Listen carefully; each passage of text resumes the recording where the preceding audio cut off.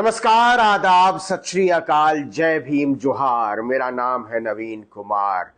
बहुत लंबे समय से, मतलब लोकसभा का चुनाव चल रहा था, उस समय से एक सवाल अक्सर पूछा जाता था कि प्रशांत किशोर किसके आदमी हैं, वो किसके लिए काम करते हैं। बिहार वाले प्रशांत किशोर, आप समझ रहे हैं ना, जो अपने आप को पोल मैनेजर बताते हैं। उनका दावा है कि उन्होंने बहुत सारे लोगों को नेता बनाया है, मुख्यमंत्री बनाया है, और कहते तो ये भी हैं कि शायद प्रधानमंत्री नरेंद्र मोदी को नरेंद्र मोदी बनाने में भी प्रशांत किशोर की बड़ी भूमिका रही है। लेकिन प्रशांत किशोर का अपना क्या है, क्या करने जा रहे हैं, ये सवाल आपके दिमाग में भी आता रहा होगा। तो इसका जवाब अब मिल गया है। प्रशांत किशोर भारतीय जनता पार्टी की बी टीम के तौर पर, ऐलानिया तौर पर काम करने वाले हैं। उन्होंने कहा है कि वो अपनी पार्टी लॉन्च करने जा रहे हैं। बहुत दिनों से वो कह रहे थे कि अपनी पार्टी बनाएंगे, पार्टी बनाएंगे, पार्टी बनाएंगे।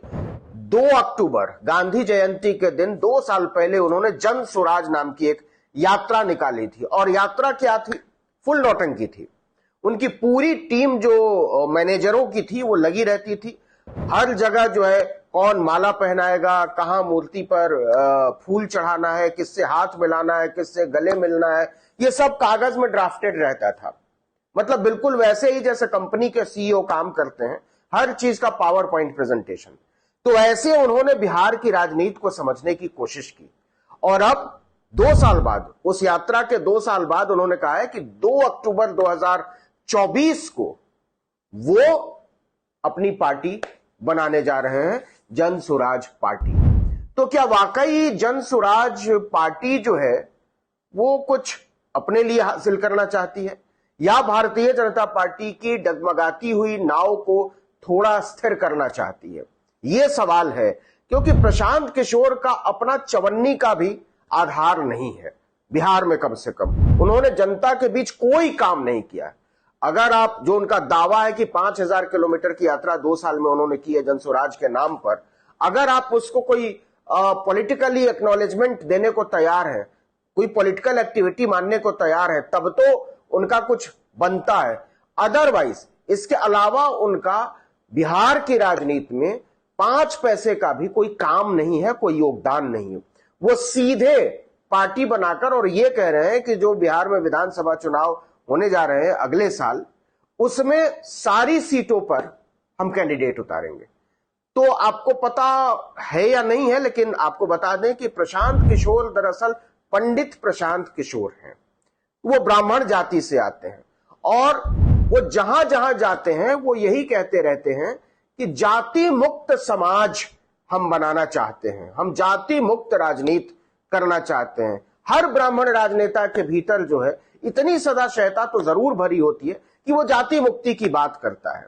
जिस ब्राह्मणवाद ने जाति के आधार पर लोगों से बर्तन धुलवाए, जाति के आधार पर अपने कपड़े सिलवाए, जाति के आधार पर जो है अपने जूते सिलवाए, जाति के आधार पर अपना पाखाना साफ करवाया, वो अचानक से जाति मुक्ति की बात करने लगते हैं, पंडित प्रशांत किशोर की तरह के लोग, कि नहीं, जाति में नहीं फंसना है। तो उन्होंने जो ऐलान किया है कि हम हर विधानसभा सीट पर अपना कैंडिडेट खड़ा करेंगे, पहली बार की पार्टी जो है बिहार की सारी सीटों पर कैंडिडेट खड़ा करने का ऐलान करती है। और जो उनका दावा है कि वो मुसलमानों और दलितों को लेकर चलेंगे, 75 सीटों पर उन्होंने मुसलमानों को उतारने का ऐलान कर दिया है। ये बहुत बड़ी तादाद है, और मुसलमानों का जो वोट है वो इस चुनाव तक तो लगभग एकमुश्त तरीके से गया है राष्ट्रीय जनता दल को और नीतीश कुमार को। भारतीय जनता पार्टी के मुसलमान वोट बैंक में कोई दावेदारी भी नहीं है, कोई बड़ी हिस्सेदारी भी नहीं है। तो प्रशांत किशोर उस पर नजर गड़ाकर बैठे हैं। लेकिन कैसे वो नीतीश कुमार पर चोट पहुंचाना चाहते हैं, उसको ऐसे समझिए कि मुसलमानों के बाद अगर सबसे ज्यादा तवज्जो देने वाले हैं प्रशांत किशोर, तो वो है दलित। आपको बता दें कि बिहार में मुसलमानों और दलितों को मिलाकर कोई 37% आबादी है। तो 37% आबादी की राजनीति करने जा रहे हैं पंडित प्रशांत किशोर। अब ये जो दलित वोट बैंक है, उस पर किसका अधिकार है? मुस्लिम वोट बैंक एक बड़ा हिस्सा राष्ट्रीय जनता दल का, पहले कांग्रेस के वोटर थे मुसलमान, फिर वो राष्ट्रीय जनता दल की तरफ, फिर जनता दल की तरफ शिफ्ट हुए, और जब जनता दल टूटा तो राष्ट्रीय जनता दल की तरफ बिहार में शिफ्ट हो गए। नीतीश कुमार का भी मुस्लिम वोट बैंक पर एक छोटी दावेदारी है, लेकिन दलित और खासकर महादलित, उस पर नीतीश कुमार का एक छत्र राज चलता आ रहा है कोई 15 साल से। महादलित को लेकर नीतीश कुमार की सोशल इंजीनियरिंग का लोहा सारे लोग मानते हैं। तो प्रशांत किशोर एक साथ नीतीश कुमार को चोट पहुंचाना चाहते हैं और लालू यादव को चोट पहुंचाना चाहते हैं। अब आप खुद समझ सकते हैं कि इससे किसको फायदा मिलेगा। भारतीय जनता पार्टी को मिलेगा। यह बिल्कुल वही वाली पॉलिटिक्स है जो उत्तर प्रदेश में बहन मायावती आजमा चुकी हैं, मुसलमानों को बड़ी संख्या में वोट टिकट देकर और एक असमंजस की स्थिति पैदा करने की राजनीति, जिससे मुस्लिम वोट बैंक बटे और भारतीय जनता पार्टी को फायदा हो। लेकिन इसमें हुआ क्या? इसमें बहन मायावती की लुटिया डूब गई, बर्बाद हो गई बहुजन समाज पार्टी। मतलब एक विधायक तक के लिए तरस गई और एक सांसद के लिए तरस गई। यह हालत है नेशनल पार्टी की, बीएसपी की, जिसको मान्यवर काशीराम ने बनाया था। अब जो आगे का सवाल है वो ये कि क्या वाकई पंडित प्रशांत किशोर जो हैं वो भाजपा को फायदा पहुंचाने की स्थिति में है? आपको मैं एक अंदर की बात बताता हूं। प्रशांत किशोर नंबर 2 की हैसियत में थे। 2015 में जब नीतीश कुमार मुख्यमंत्री बने तो उन्होंने प्रशांत किशोर की भूमिका को एक्नॉलेज करते हुए उनको उपाध्यक्ष बना दिया जनता दल यूनाइटेड का। लेकिन बहुत जल्दी नीतीश कुमार की समझ में आ गया कि पंडित प्रशांत किशोर जो है वो किसी काम के हैं नहीं उनकी राजनीति के हिसाब से, तो जल्दी ही उन्होंने छुट्टी कर दी प्रशांत किशोर की, या प्रशांत किशोर ने कही कि छुट्टी ले ली। तब से वो खाली बैठे हुए थे, कभी इधर बैठते थे कभी उधर बैठते थे। तमाम राजनीतिक दलों को जो है वो सपने बेचते रहे। सपने बेचने का सौदा जो है उनका बहुत, मतलब सैकड़ों करोड़ रुपए का फैला हुआ है। तो प्रशांत किशोर के पास अब पैसा बहुत आया तो उनको लगता है कि वो राजनीति भी बहुत अच्छी कर सकते हैं।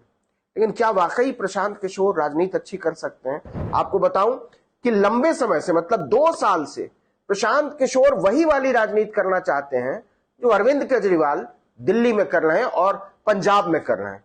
कि कौन सी राजनीति है? जाति मुक्ति की राजनीति। रिजर्वेशन के सवाल पर, कॉन्स्टिट्यूशन के सवाल पर, रिप्रेजेंटेशन के सवाल पर ये जो राजनीति है वो शहरी मध्य वर्ग को तो अच्छी लगती है, लेकिन जैसे जैसे आप गांवों में जाते हैं, जातियों में बटे हुए समाज में जाते हैं, वैसे वैसे ये राजनीति फेल होने लगती है। लोकसभा चुनाव में आम आदमी पार्टी पंजाब में इसको आजमा चुकी है, दिल्ली में तो पिछले 15 साल से आजमा रही है, उसका हाल हम लोग देख रहे हैं। लेकिन प्रशांत किशोर और अरविंद केजरीवाल के बीच एक अंतर है, और प्रशांत किशोर लंबे समय से यह कोशिश कर रहे थे कि वो अरविंद केजरीवाल की भूमिका में आए, लेकिन वो क्यों नहीं आ पाए? वो इसलिए नहीं आ पाए कि प्रशांत किशोर को कोई अन्ना नहीं मिला। वो लंबे समय से एक अन्ना की खोज कर रहे थे जो कुछ मुद्दों को लेकर बिहार में अनशन पर बैठ जाए, आमरण अनशन पर, और एक आंदोलन जैसा खड़ा हुआ था भ्रष्टाचार के नाम पर, वैसा कोई आंदोलन खड़ा हो जाए और उसके बाद मौजा ही मौजा हो जाए। लेकिन उन्हें कोई अन्ना नहीं मिला। तो कहानी यह है कि प्रशांत किशोर बोलते तो बहुत कुछ है, लेकिन वो राजनीति को एक कंपनी की तरह साधना चाहते हैं। वो समझते हैं कि जो जनतंत्र है वो एक कारखाना है जहां मजदूर काम करते हैं और उन मजदूरों को जो है वो सब्जबाग दिखाकर इधर उधर बरगला सकते हैं। लेकिन कोई भी नीति और कार्यक्रम प्रशांत किशोर ने सामने नहीं रखा है। वो नहीं बताते कि वो क्या करेंगे पंचायती राज का, वो नहीं बताते कि वो क्या करेंगे रिजर्वेशन का, जिसको बढ़ाकर नीतीश कुमार और तेजस्वी यादव जब सत्ता में थे तो उसको ले गए थे 67% के आसपास। क्या करेंगे वो जातीय जनगणना का? इन सारे सवालों का कोई जवाब नहीं है प्रशांत किशोर के पास। तो अभी तक जो कहानी है वो ये है कि राष्ट्रीय जनता दल ने बाकायदा उसके प्रदेश अध्यक्ष जगदानंद सिंह ने एक चिट्ठी जारी की और कहा कि हमारे लोग अगर उधर जाते हैं तो हम इसको लेकर बड़ी कड़ी कार्रवाई करेंगे। तो एक हलचल तो है बिहार की राजनीति में, नीतीश कुमार की पार्टी में भी है और लालू यादव की पार्टी में भी है, क्योंकि विधानसभा चुनाव में बहुत सारी सीटों पर जो मार्जिन है, जीत का जो अंतर होता है वो बहुत कम होता है।